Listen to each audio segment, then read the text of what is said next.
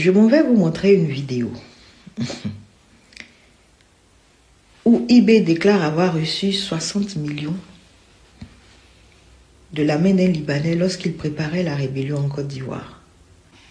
Donc vous allez comprendre, et vous comprenez maintenant pourquoi est-ce que le pouvoir RHDP en place insiste tant pour ouvrir les portes de la politique aux Libanais. Près de 6 mois, nous avons fait 2 ans et demi à Ouaga. Mais pour lancer le 19 septembre, nous sommes retirés en brousse. Préparer maison pendant près de 6 mois. On a tout calé. Le jour où je faisais partie mes hommes sur le terrain, un ami m'a aidé financièrement. Après la formation, un ami libanais m'a envoyé 60 millions de francs CFA. J'ai fait des enveloppes. L'intendant était celui qu'on appelle Gaoussou. Il est avec la rébellion, c'est le Diagao, le com-zone de Bundiali. J'ai dit, fais des enveloppes de 300 000. J'ai fait des enveloppes de 300 000 pour tous les éléments qui devaient rentrer. Je les avais découpés en 3 groupes. Parce qu'il devait y avoir 3 attaques simultanées. Abidjan, Bouaké, Korogo. Et chaque chef de groupe, Abidjan, c'était Kobo. Le Liban est un pays pauvre. Je mets au défi n'importe quel Libanais de venir prétendre le contraire. Je vais vous présenter également une autre vidéo où au Liban, il n'y a pas courant. Ils viennent mentir en Côte d'Ivoire, faire croire que leur pays est le plus beau au monde alors que c'est n'importe quoi. Il n'y a pas courant là-bas. L'État fournit l'électricité 3 heures par jour. Et après, les gens sont obligés d'avoir des générateurs de secours pour pouvoir s'alimenter en électricité. La corruption est endémique là-bas et cultuelle, pas culturelle, cultuelle. De telle sorte que même les ordures ont du mal à être ramassées. Et c'est des gens comme ça, là, vous allez ouvrir la porte pour qu'ils viennent siéger dans notre Parlement.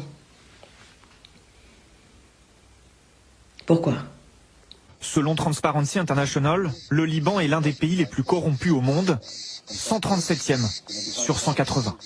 Régulièrement, ce sont les déchets qui ne sont plus ramassés, à cause, dit-elle, de contrats véreux passés entre l'État et une société privée. Il y a de forts soupçons, mais comme il n'y a pas de justice indépendante pour faire la lumière dessus, que en fait la société en question arrosait toute une série d'amis politiques. On a une oligarchie, un système de pouvoir qui a capté les institutions à son propre service, au service de l'auto-perpétuation de son pouvoir, chacun pour sa clientèle ou chacun pour son clan ou ses intérêts personnels, au détriment de l'intérêt général. Ça se traduit par l'incapacité de prendre des décisions. Pour regarder la télévision en famille, parfois compliqué au Liban. Le pays compte une vingtaine de coupures de courant par jour. Alors cette famille paye 2 fois son électricité. Par exemple, ici, ça. Quand c'est allumé, ça veut dire c'est le générateur. Et quand c'est pas allumé, c'est l'électricité publique. Par exemple, maintenant, c'est l'électricité publique. En moyenne, l'État livre 3 heures de courant par jour. Pour le reste, il faut un générateur privé et payer 2 à 3 fois plus cher pour compenser. Un réservoir de mazout, ça. Et il y a dedans, ici, aussi un autre réservoir. Et pour les remplir, il faut donc du pétrole. Depuis quelques mois, son prix a explosé. Des sociétés privées proches des partis politiques monopolisent le marché. Les politiciens qui importent le pétrole.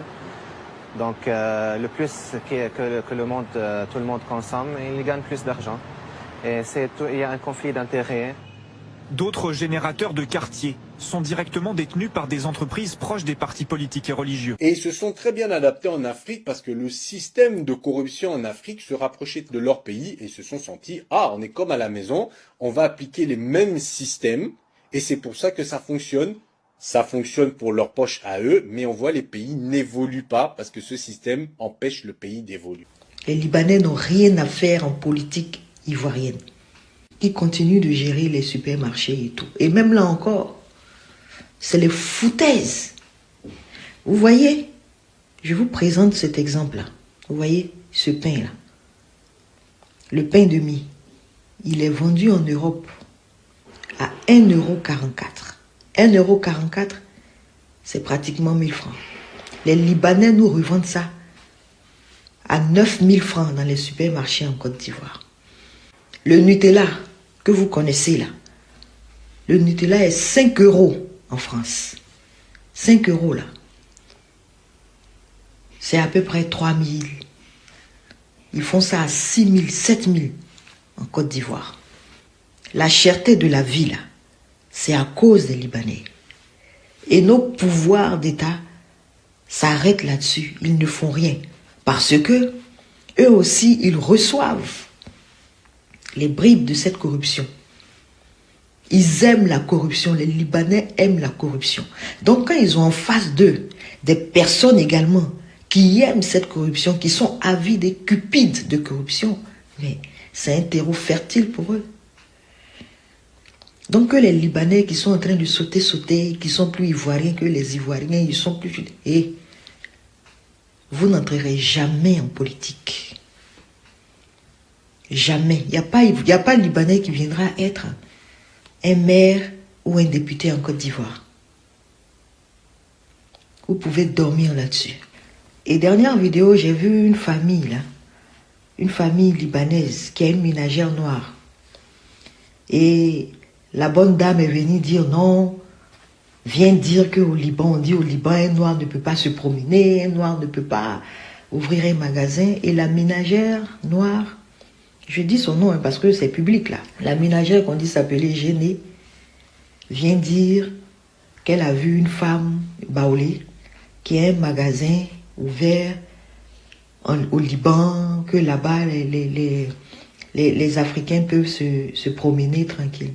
Je vais dire à cette Génie là, moi je m'adresse à cette Génie, comme elle me m'a dit, elle part se reposer au Liban, et puis elle vous embarque avec elle, pour partir avec vous, pendant que eux ils se reposent, les 1 mois qu'ils prennent là, vous prenez votre temps à vous torcher le derrière, pour les mettre à l'aise. Les 1 mois qu'ils prennent pour aller se reposer au Liban là, pourquoi ils ne vous donnent pas ce mois là pour vous reposer vous en famille? Ça c'est l'expression de l'esclavage. Il y a un nom scientifique pour ça. Le syndrome de Stockholm. C'est-à-dire on t'a tellement maltraité que c'est devenu une habitude. Pendant que tes patrons vont se reposer au Liban, ils payent ton billet d'avion. Non, je veux partir au Liban. Hein. Moi, je vais aller. Mais pendant qu'ils vont au Liban, ils prennent avec toi, ils vont avec toi. Eux, ils vont se reposer. Et toi, tu vas laver douche. Tu laves douche à Abidjan et tu vas laver douche au Liban. Et tu es fier de ça. Il faut qu'on sorte de cette mentalité de slave là. Cette mentalité d'esclave là. On ne veut rien avoir à faire avec les Libanais. On dit au Liban là, les Noirs, ils ne peuvent pas marcher dans la rue comme ça. Ils ne peuvent pas avoir un magasin. Que leurs enfants ne peuvent pas rentrer à l'école. Qu'ils ne peuvent pas vivre tranquillement. Oui. Comme toi, tu as le chaque année. C'est ton pays maintenant avant la Côte d'Ivoire même. Il faut nous expliquer. Après, je vais m'adresser aux élites ivoiriennes, noires ivoiriennes de la Côte d'Ivoire, qui passent leur temps à fumer le cigare. On les voit ici. C'est-à-dire, vous avez été incapables de vous mettre en consortium, de vous unir pour racheter ne serait-ce que des cartes de Coca-Cola et de Unilever. Pourtant, vous dites que vous avez l'argent.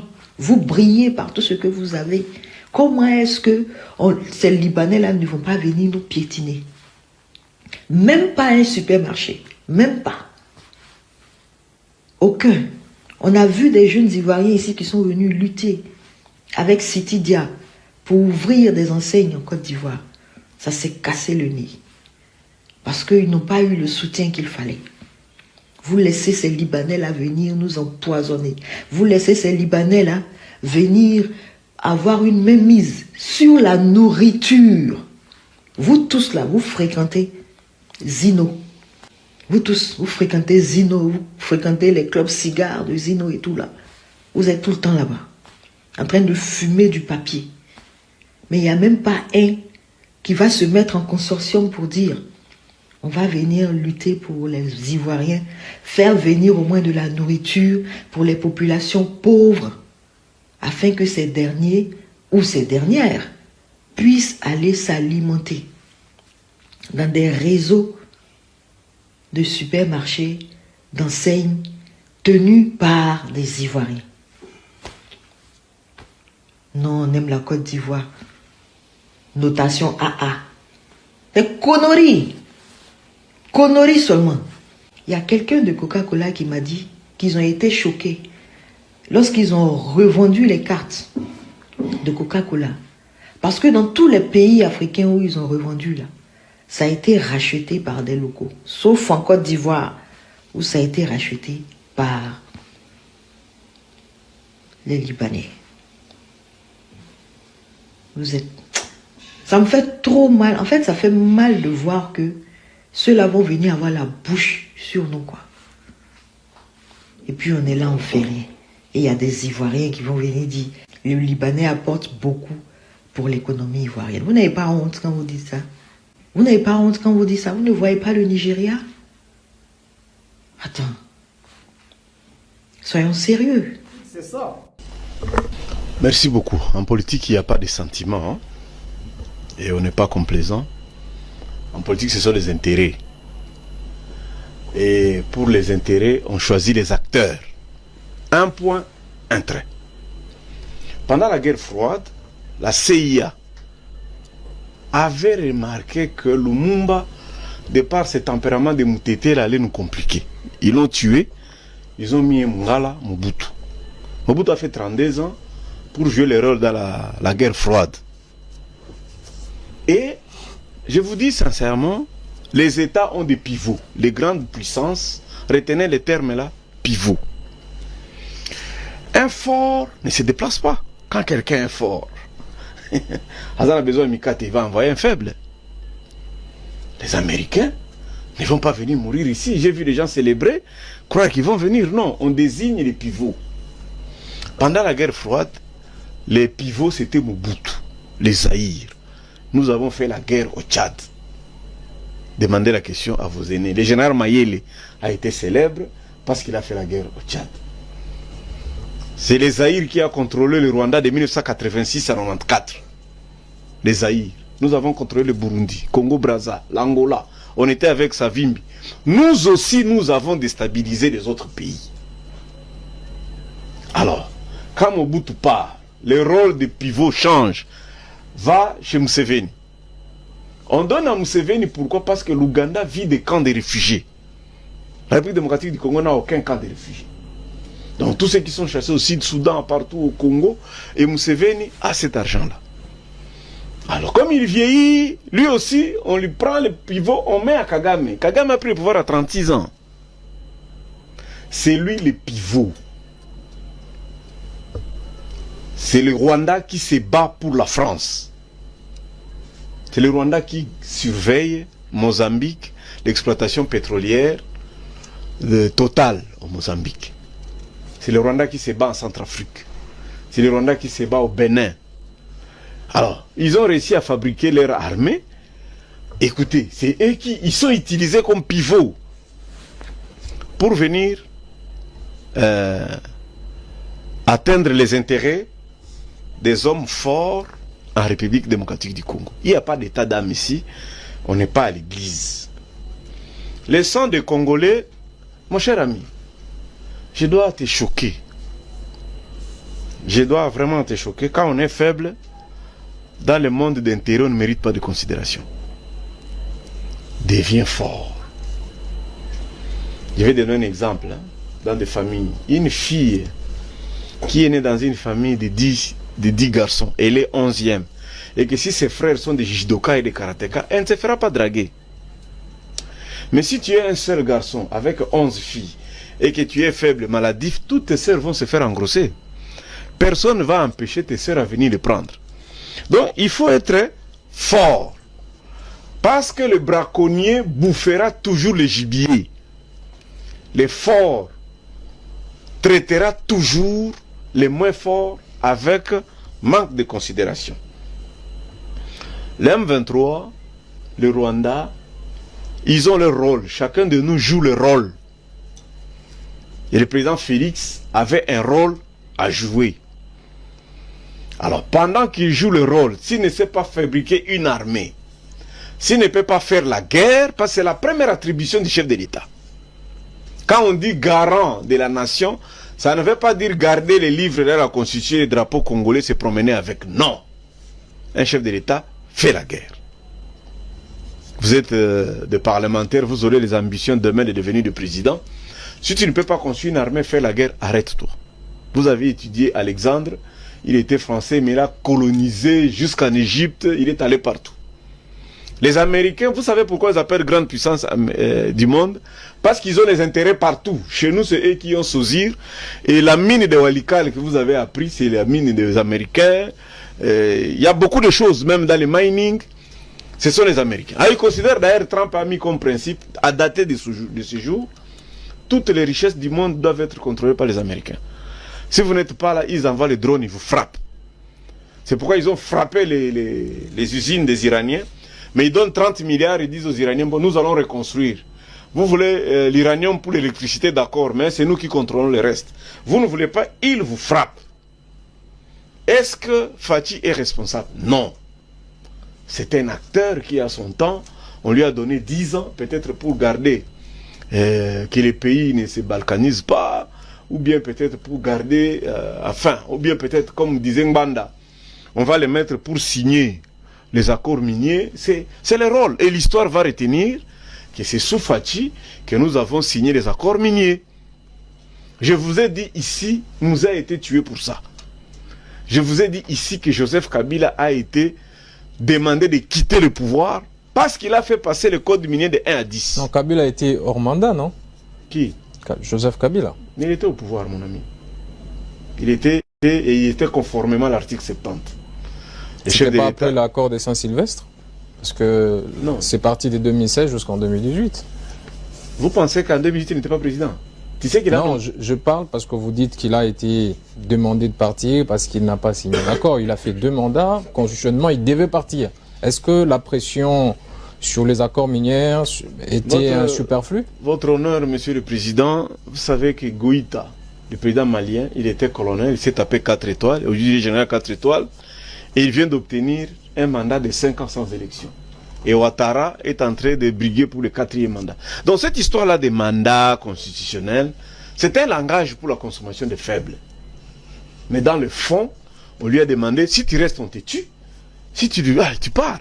C'était juste pour le mine, pas pour la cohésion nationale. Je vous rappelle, les opposants sont montés au créneau. Posez la question à mon prédécesseur. Il connaît les informations, le nombre d'heures, des réunions sur le code minier qu'on a demandé à Kabila de garder les 1%. Il a dit, je préfère partir. Je veux rassurer aussi les investisseurs. Nous voulons un partenariat beaucoup plus équilibré, gagnant-gagnant. Le schéma jusqu'à présent qui a été expérimenté, quand vous voyez le cas du Sénégal, depuis qu'on a constaté avec l'audit une part importante de dette qui n'a pas été révélée, le débat à l'interne alimenté par malheureusement de la propagande médiatique, c'est comme si le sort du Sénégal dépendait de l'extérieur et particulièrement du Fonds monétaire international, ce qui n'est pas le cas en réalité. Ce partenariat est extrêmement important. Mais le sort du Sénégal va dépendre d'abord du peuple sénégalais lui-même.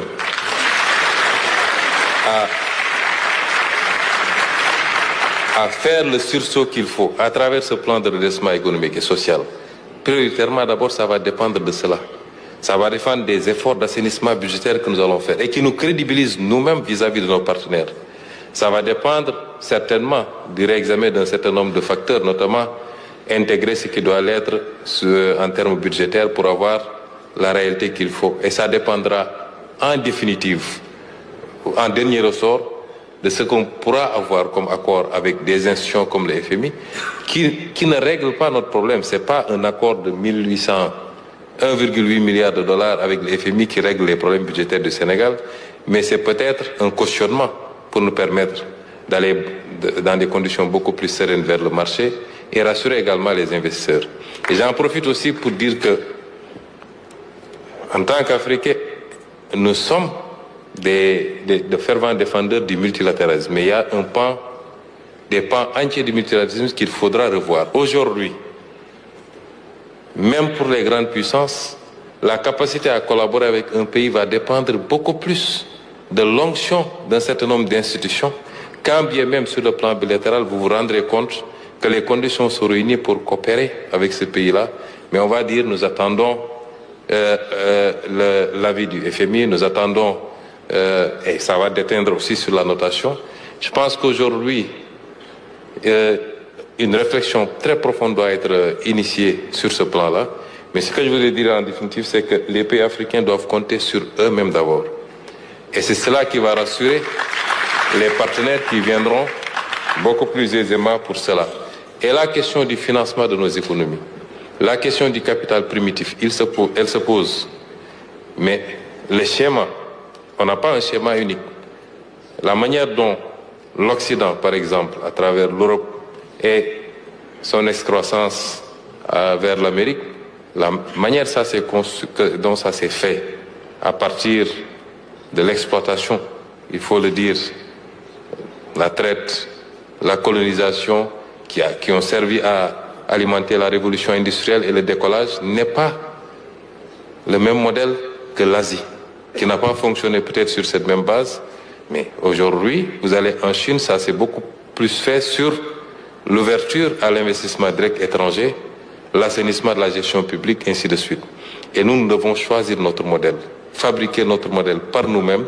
Et ce modèle-là, à mon avis, se fera par une bonne gestion de nos ressources, une bonne réappropriation de nos ressources naturelles, une discipline budgétaire sans faille, un train de vie qui correspond à nos capacités et privilégier maintenant le partenariat, l'investissement direct étranger sur la dette, une certaine forme de dette, tendre la main à nos partenaires internationaux en leur disant le cadre est assaini, il est incitatif, venez investir pour un partenariat gagnant-gagnant. Nous ne tendons pas la main, nous ne voulons pas de dons. Ce que nous voulons, c'est qu'ensemble, nous co-construisons un développement qui soit mutuellement bénéfique et non un système tel que nous l'avons vécu jusqu'à présent, qui consiste à venir pomper les ressources en Afrique, les rapatrier ailleurs. Comme je disais dans une de mes publications, les ressources, il y a une libre circulation des ressources, mais on refuse la libre circulation des personnes. Et c'est ça qui nous a conduit peut-être à ce schéma-là. Mais cela ne nous dédouane pas aussi de nos responsabilités, de la responsabilité de nos autorités.